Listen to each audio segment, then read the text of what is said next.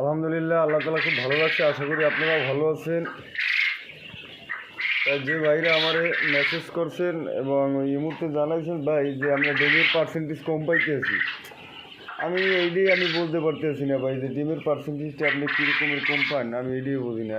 আপনি আসলে আমি খাবারটা ঠিকমতো আপনারা আসলে দেন কি না, যে খাবার দেখা যাচ্ছে অনেকে খাবার থাকে না কোনো সময় পাত্রে, কিন্তু খাবারটা ঠিকমতো দিয়েন ভাই। আর হলে ডিম আমি তো এইভাবে খাবার দিই, আমার যেরকম দেন খাবার সবসময়, খাবার আমার সবসময় দেওয়া থাকবে।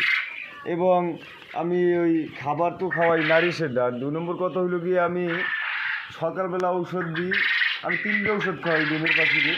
সকালবেলা ঔষধ দিয়ে দিকে ইসেল আর হলো জিন, আর বিকেলে হইলে বিকাল প্লেট 1 লিটার 1 মিলি থেকে এই আমি ঔষধগুলো দিতে। আমি তো ডিম 80%, 85%, 90% ডিম পাই, কিন্তু আসলে আমারও যে আপনারা খালি বয়স দিয়ে জানাইতেছেন, আমি আমি বললাম না।